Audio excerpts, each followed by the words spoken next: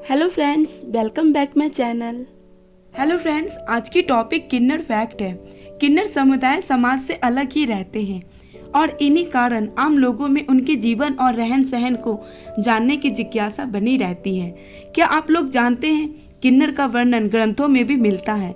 तो चलिए जानते हैं किन्नर समुदाय से जुड़ी कुछ रोचक and important interesting fact. Number 1, ज्योतिषी के अनुसार वीर्य की अधिकता से पुरुष उत्पन्न होते हैं। रज की अधिकता से स्त्री यानी कन्या उत्पन्न होती है।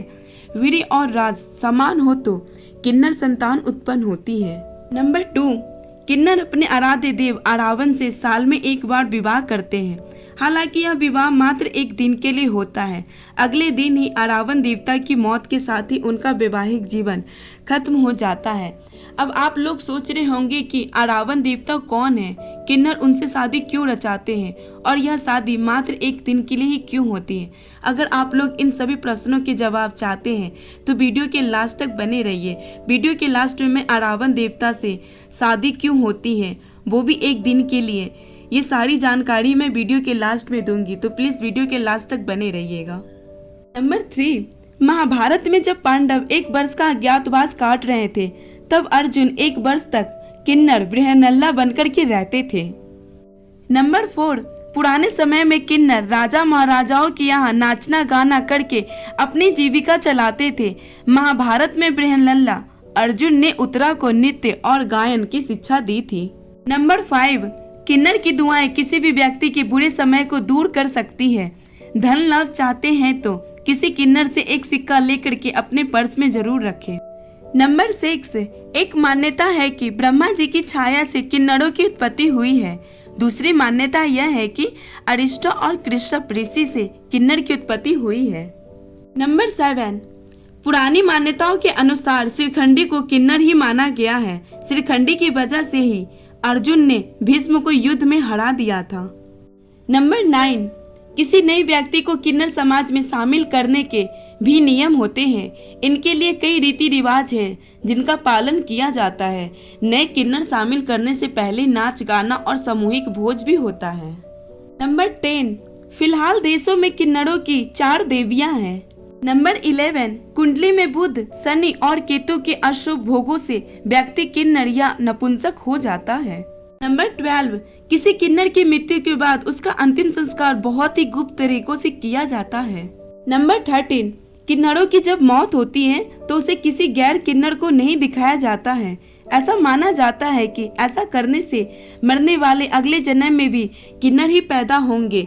किन्नर मुर्दों को जलाते नहीं बल्कि दफनाते हैं। नंबर 14, किन्नरों की शव यात्रा रात्रि में निकलती है।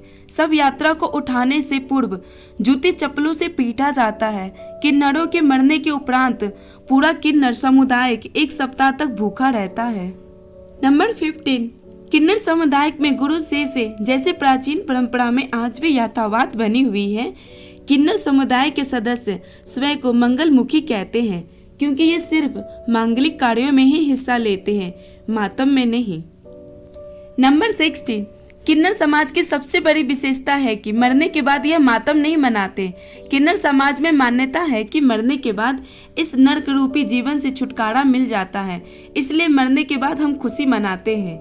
ये लोग स्वयं के पैसों से कई दान कार्य भी करवाते हैं ताकि पुनः उन्हें इस रूप में पैदा ना होना पड़े। नंबर 17, देश में हर साल किन्नरों की संख्या में 40 से 50 हजार की वृद्धि होती है। देश भर में तमाम किन्नरों में से 90% ऐसे होते हैं जिन्हें बनाया जाता है। समय के साथ किन्नर बिरादरी वे लोग भी शामिल होते चले गए जो जनाना भाव रखते हैं। नंबर 18, किन्नरों की दुनिया का एक खौफनाक सच यह भी है कि यह एक समाज ऐसे लड़कों की तलाश में रहता है जो खूबसूरत हो, जिनकी चाल ढाल थोड़ी कोमल हो और जो ऊंचे उठने की ख्वाब देखते हो। यह समुदाय उनसे नजदीकी बढ़ाता है और फिर समय आते ही उसे वधिया कर दिया जाता है। वाधिया यानी उनके शरीर के हिस्से के उस अंग को काट देना जिसके बाद वो कभी लड़का नहीं रहता। नंबर 19, अब देशों में मौजूद 50 लाख से भी ज्यादा किन्नरें तीसरे दर्जों में शामिल कर लिया गया है। अपने इस हक के लिए किन्नर बिरादरी बरसों से लड़ाई लड़ रही थी। 1871 से पहले तक भारत में किन्नरों को ट्रांसजेंडर का अधिकार मिला हुआ था। मगर 1871 में अंग्रेजों ने किन्नरों को क्रिमिनल ट्राइब्स यानी कि जराइस पेशा जनजाति की श्रेणी में डाल दिया था। बाद में आजाद हिंदुस्तान जब नया संविधान बना तो 1951 में किन्नरों को क्रिमिनल ट्राइब्स से निकाल दिया गया, मगर उन्हें उनका हक तब भी नहीं मिला था। नंबर 20, आमतौर पर सिंहस्थ में 13 अखाड़े शामिल होते हैं, लेकिन इस बार एक नया अखाड़ा बना है। ये अखाड़ा है किन्नर अखाड़ा। किन्नर अखाड़े को लेकर के समय समय पर विवाद होते रहते हैं। इस अखाड़े का मुख्य उद्देश्य किन्नरों को भी समाज में समानता का अधिकार दिलाना है। चलिए अब जानते हैं अरावन देवता कौन है जिनसे होती है किन्नरों की शादी। हमारे भारत देश में तमिलनाडु राज्य में एक देवता अरावन की पूजा की जाती है। कई जगह इन्हें इरावन के नाम से भी जाना जाता है। अरावन हिजड़ों के देवता हैं, इसलिए दक्षिण भारत में हिजड़ों को अरावनी कहा जाता है। हिजड़ों और अरावनी देवता के संबंध में सबसे आश्चर्य वाली बात यह है कि हिजड़ों अपने आराध्य देव अरावन से साल में एक बार विवाह करते हैं। हालांकि यह विवाह मात्र एक दिन के लिए होता है। अगले दिन अरावन देवता की मौत के साथ ही उनका वैवाहिक जीवन खत्म हो जाता है। अब सवाल यह है कि अरावन है कौन? हिजड़े इनसे शादी क्यों रचाते हैं, वो भी सिर्फ एक दिन के लिए? इन सभी प्रश्नों के लिए आपको महाभारत काल में जाना पड़ेगा। महाभारत कथा के अनुसार एक बार अर्जुन को द्रौपदी से शादी की एक शर्त के उल्लंघन के कारण इंद्रप्रस्थ से निष्कासित करके 1 साल के लिए तीर्थ यात्रा पर भेजा जाता है। वहां से जाने के बाद अर्जुन उत्तर पूर्व भारत में जाते हैं, जहां उनकी मुलाकात एक विधवा नाग राजकुमारी उल्वी से होती है। दोनों को एक दूसरे से प्यार हो जाता है और दोनों विवाह कर लेते हैं। विवाह के कुछ समय पश्चात उलूपी एक पुत्र को जन्म देती है, जिसका नाम अरावन रखा जाता है। पुत्र जन्म के पश्चात अर्जुन उन दोनों को छोड़ आगे की यात्रा पर चले जाते हैं। अरावन नागलोक में अपनी माँ के साथ रहते हैं। बड़ा होने पर वो नागलोक छोड़कर अपने पिता के पास आते हैं। तब कुरुक्षेत्र में महाभारत का युद्ध चल रहा होता है, इसलिए अर्जुन युद्ध के लिए रणभूमि में भेज देता है।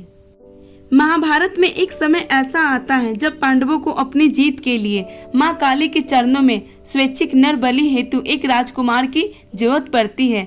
जब कोई राजकुमार आगे नहीं आता है तो अरावन खुद को स्वैच्छिक नर बलि हेतु प्रस्तुत करता है, लेकिन उनका एक शर्त होता है कि वो अविवाहित नहीं मरेगा। इस शर्त के कारण बहुत बड़ी संकट उत्पन्न हो जाती है, क्योंकि कोई भी राजा यह जानते हुए कि अगले दिन ही उनकी बेटी विधवा हो जाएगी, अरावन से अपनी बेटी की शादी के लिए तैयार नहीं होते हैं। जब कोई रास्ता नहीं बचता तो भगवान श्री कृष्ण स्वयं को मोहिनी रूप में बदलकर अरावन से शादी करते हैं। अगले दिन अरावन स्वयं को अपने हाथों से अपना शीश मां काली के चरणों में अर्पित करते हैं। अरावन की मृत्यु के पश्चात श्री कृष्ण उसी मोहिनी रूप में काफी देर तक उनकी मृत्यु का विलाप भी करते हैं। अब चूंकि श्री कृष्ण पुरुष होते हुए स्त्री रूप में अरावन से शादी रचाते हैं, इसलिए किन्नर जो कि स्त्री रूप में पुरुष माने जाते हैं, वो भी अरावन से एक रात की शादी रचाते हैं और उन्हें अपना आराध्य देव मानते हैं। बहुत बहुत धन्यवाद मेरी वीडियो देखने के लिए। आपको हमारे बताए हुए फैक्ट्स कैसे लगे? क्या इससे पहले ये आप फैक्ट्स जानते थे? कमेंट करके जरूर बताएं। हमारी वीडियो अगर आपको अच्छी लगी है तो लाइक शेयर सब्सक्राइब करना ना भूलें। धन्यवाद।